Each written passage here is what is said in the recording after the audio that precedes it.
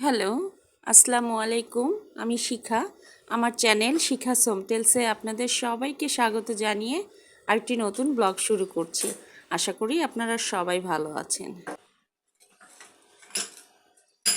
কিচেনে এসেছি, একটু নাস্তা রেডি করব। এখন শুধু আমার আর আমার ছোট মেয়ের নাস্তা রেডি করব। বড় মেয়ে নাস্তা করে স্কুলে চলে গেছে আর আমার হাজবেন্ড বাসায় নেই, মানে সে দেশের বাইরে আপাতত।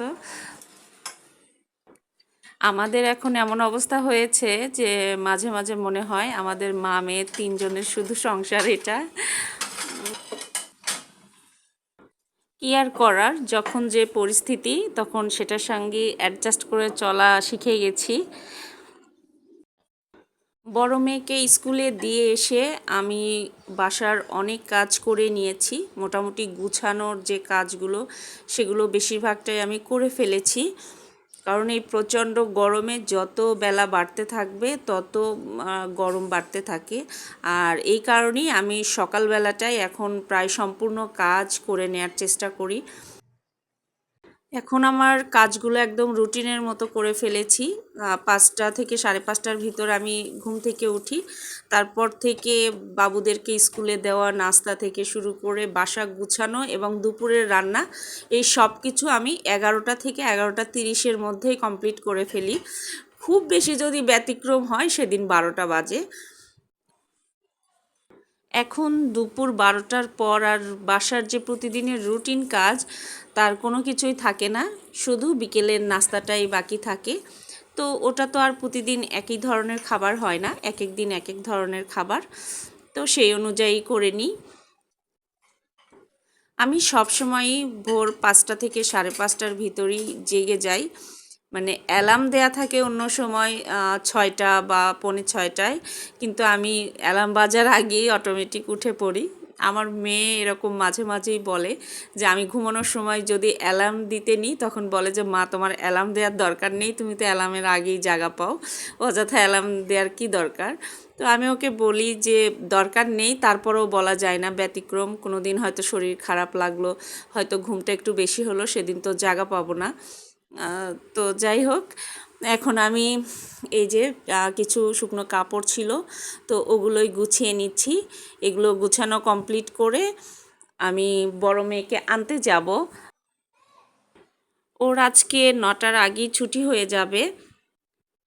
এসএসসি পরীক্ষার দিনগুলোতে ওদের ৯টার মধ্যেই ছুটি হয়ে যায়, তারপর এসএসসির স্টুডেন্টদেরকে ঢুকায়। আর এই তো অফ ক্যামেরায় আমি বাকি রুমগুলো গুছিয়ে নিয়েছি। এখন আমার গুছানোর কাজ টোটালি কমপ্লিট। তো স্কুলে চলে এসেছি, তো ছোটো মেয়ে এখানে আবার এই ফুলগুলো দেখে বলছে যে মা, আমাকে ওখান থেকে ফুল উঠিয়ে দাও। তো কি আর করার, বাচ্চাদের মতো আমি এসে বসে বসে এখানে ফুল উঠাচ্ছি। পাশেই আমার মেয়ে দাঁড়িয়ে আছে। ওর অবশ্য শরীরটাও কয়েকদিন হলো খারাপ, আবারও প্রায় 5 দিনের মতো জ্বর ছিল। তো 2-3 দিন হলো একটু সুস্থ হয়েছে। জানি না বাচ্চাটার আমার কি হলো, টেস্টের রিপোর্টেও তেমন কিছু আসছে না, কিন্তু ও বারবার অসুস্থ হয়ে পড়ছে। আমি ওদের কোনো কথাতেই না করি না, সেটা আমার কাছে ভালো লাগুক বা খারাপ লাগুক, করে দেওয়ার চেষ্টা করি। যেমন আমরা গ্রামে খোলামেলা পরিবেশে বড় হয়েছি, ওরা তো সেটা পারছে না। একটা দম বন্ধ করা পরিবেশের মধ্যেই বড় হওয়া বলতে পারেন। যেমন গত কয়েকদিন আগে রোডের পাশে গাড়ি থামিয়ে ওকে কড়ুই গাছের যে বীজ হয় ছোট ছোট লাল রঙের, সেই বীজগুলো রাস্তার পাশ থেকে কুড়িয়ে দিয়েছি। অনেকেই দেখলে হয়তো হাসবে যে আমি কি করছি। তো এগুলো আমি মাথায় রাখি না, ওদের ভালো লাগাটাকেই প্রাধান্য দিই এবং আমারও ভালো লাগে ওদের সঙ্গে এগুলো করতে গেলে। মাঝে মাঝে মনে হয় আমিও ছোটোবেলায় ফিরে গেছি। মেয়েকে স্কুল থেকে নিয়ে এসে এখন কিচেনে এসেছি, রান্না করব। তো রান্নার আগে টুকিটাকি রিফিল করার কাজ ছিল, ওগুলো একটু করে নিচ্ছি। যেহেতু বাসার এখন সব কাজ কমপ্লিট, এখন শুধু রান্নাটাই বাকি আছে, তো রান্নাটা করব। আমি যখন যেখানে যে পরিস্থিতিতেই থাকি না কেন, সেই পরিস্থিতির মধ্যে থেকেই আমি ভালো কিছু উপভোগ করার চেষ্টা করি। মাঝে মাঝে আমি একটা কথা বলি যে আমার হাজব্যান্ডের সাথে ঝগড়া হলে সেটাও আমি উপভোগ করি। কারণ এই ঝগড়াঝাটি আমার জীবনের বলেন বা আমার সংসার জীবনের বলেন একটা অবিচ্ছেদ্য অংশ, কিন্তু এটাকে বাদ দিয়ে কিন্তু সংসার জীবন চলবে না। কম বেশি সবারই এটা হয়, আর এটা নিয়ে যদি আমি অনেক বেশি ভাবতে থাকি তাহলে পাগল হয়ে যাব।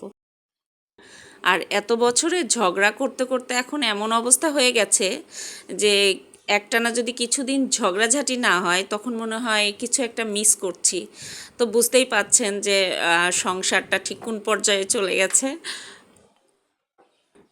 তবুও মাঝে মাঝে হয়তো ছোটোখাটো কিছু বিষয় নিয়ে হয়তো আপসেট হয়ে যাই, কিন্তু সেটা অবশ্য দীর্ঘস্থায়ী হতে দিই না। আমি যে কোনোভাবেই হোক নিজেকে সেখান থেকে বের করি। মোট কথা, আমি যে কোনো খারাপ পরিস্থিতিতে পড়লেই সেখান থেকে যত দ্রুত পারি আমার নিজেকে বের করে আনি, আমার মাইন্ডটাকে ডাইভার্ট করার চেষ্টা করি। যে কোনোভাবেই হোক, যেটা করলে আমার মাইন্ড ডাইভার্ট হবে আমি সেটাই করার চেষ্টা করি। আর এই ধরনের চিন্তাধারাই না আমাকে এতটা স্ট্রং হতে সাহায্য করেছে। মানুষ বলে না যে স্ট্রাগল যত করবে তত কিন্তু মানুষ অনেক বেশি স্ট্রং হয়। তো আমারও সেটাই হয়েছে। জীবনে বিভিন্ন সময় বিভিন্ন দিক থেকে এত বেশি স্ট্রাগল করতে হয়েছে যে এখন আর কোনো কিছুই আমাকে ছুতে পারে না। আমার হয়তো চলার পথটা কেউ বন্ধ করে দিল, তার অর্থ এই না যে আমার জীবন থেমে যাবে, আমার চলা থেমে যাবে। আমি ওখান থেকে নতুন কোনো পথে হাঁটতে শুরু করি। আমার উদ্দেশ্য হলো আমার নির্দিষ্ট গন্তব্যে যাওয়া, সেটা যে কোনো পথেই আমি যেতে পারি। হয়তো পথটা মসৃণ সবসময় হয় না, কিন্তু থেমে থাকার ব্যক্তি আমি নই। আমি একটা কথা সবসময়ই মাথায় রাখি যে যেখানে পথের শেষ হয় সেখান থেকেই কিন্তু নতুন পথের আবার শুরু হয়। তাহলে অযথা মাথা নষ্ট করে কী লাভ? পথ তো একটা বের হবেই। তো যখন যে পরিস্থিতি আসবে তখন সেটা দেখা যাবে। অযথা আগে থেকে এটা হবে সেটা হবে এগুলো ভাবতে ভাবতে মাথা নষ্ট করার কোনো প্রয়োজন মনে করি না। একটা সময় ছিল যখন এরকম অনেক বেশি ভাবতাম, মানে এখন থেকে 10 বছর পরে কি হবে সেটা নিয়েও ভাবতে থাকতাম। তো সেই ভাবনাগুলোর এখন না অবসান হয়ে গেছে। তো এই হাজারো চিন্তাভাবনার কথার অবসান করে আমি এখন আম মাখানোর জন্য সব কিছু রেডি করছি। এটা টক আম, মোটেই কিন্তু পাকা আম না, কিন্তু চেহারা পাকা আমের মতো হয়ে গেছে। তো যাই হোক, এটা এখন মাখাবো। আমরা মা মেয়ে তিনজন খাবো, কিন্তু আমার ছোট মেয়ে আবার আলাদাভাবে খায়। আমাদের সঙ্গে সে কাসুন্দি দিয়ে যেটা মাখাই সেটা খেতে চায় না। তো ওর জন্য শুধু লবণ, মরিচ, চিনি আর সরিষার তেল দিয়ে মাখিয়ে নিচ্ছি। তারপর ওর জন্য উঠিয়ে রেখে এটাতে আবার কাসুন্দি দিব। তো আমার বাসায় এক একজনের এক এক রকম পছন্দের কারণে অনেক ধরনের খাবার কিন্তু আমি খাওয়াই ছেড়ে দিয়েছি। কারণ একার জন্য দেখা যায় আর আলাদা করে বানাতে ইচ্ছা করে না। যে খাবারগুলো হয়তো আমার বড় মেয়ে বা ছোট মেয়ে বা হাজব্যান্ড কেউ একজন খায়, সেরকম তো সেরকম হলে বানাই। আর যেটা আমারই শুধু পছন্দ এরকম খাবার বানানো প্রায় ছেড়েই দিয়েছি। তবে এই চার দেয়ালের মধ্যে বসে বসে এই আম মাখা খেয়ে ততটা তৃপ্তি পাবো না। এর চেয়ে বেশি তৃপ্তি পেতাম গ্রামের বাড়িতে চুরি করা আম মাখা খেয়ে। চুরি করা আমের যে কি স্বাদ সেটা যারা খেয়েছে একমাত্র তারাই বলতে পারবে। তবে আমার এই কর্মকাণ্ডের জন্য কিন্তু আমার বিশাল একটা টিম ছিল, আর সেই টিমের লিডার ছিলাম আমি। আমি ওদেরকে লিড দিতাম। তো ওরাও অবশ্য আমাকে অনেক বেশি মিস করে এই ধরনের সময়গুলো আসলে, এখনও মেসেজ করে যে গুরু তুমি নাই, আমরা তো এতিম হয়ে গেছি, আর সেই চুরি করাও হয় না। তো আমি ওদেরকে বলি যে ভাগ্য ভালো যে আমি আর ওখানে থাকি না, আমি ওখানে থাকলে তো তোরা এতদিনে চোর থেকে ডাকাতে পরিণত হইতিস। তো যাই হোক, ওদের সঙ্গে অনেক মজা করি।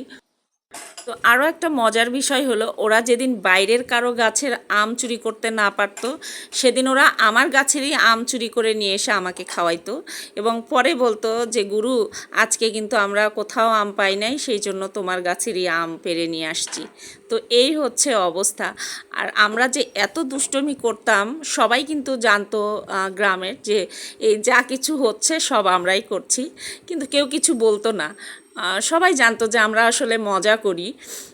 তো অনেক সময় হয়তো দেখা যায় অনেক লোকজন, অনেক রাগী লোকজন থাকে, তারা হয়তো খারাপ ব্যবহার করার কথা, কিন্তু এই কাজটা কখনোই কেউ আমাদের সঙ্গে করেনি।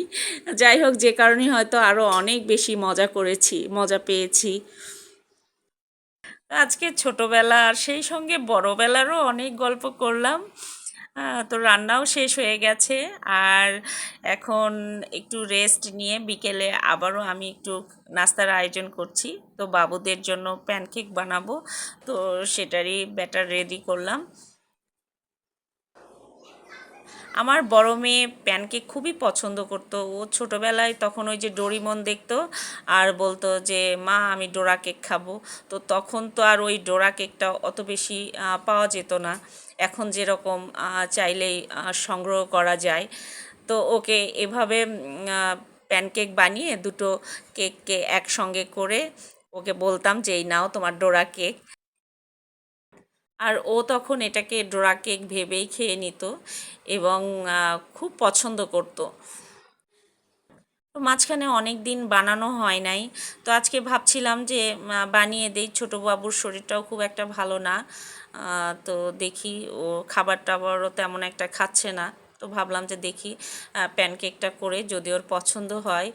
তো পরে দেখি ও প্যানকেকটা খুব ভালো লেগেছে। ও দুটো প্যানকেক খেয়েছে। তো যাই হোক, যতটুকু খেয়েছে ততটুকুতেই শান্তি, যে খেয়েছে। তো আমার ভিডিওটা যদি ভালো লেগে থাকে, চাইলে ছোট্ট করে একটা লাইক দিতে পারেন এবং আমার চ্যানেলটিকে সাবস্ক্রাইব করতে পারেন। তো আজকের মতো ভিডিওটা এখানেই শেষ করছি। আপনারা সবাই ভালো থাকবেন, আমার জন্য, আমার পরিবারের সবার জন্য দোয়া করবেন, আমার বাবুরা যেন ভালো থাকে, সুস্থ থাকে। আল্লাহ হাফেজ।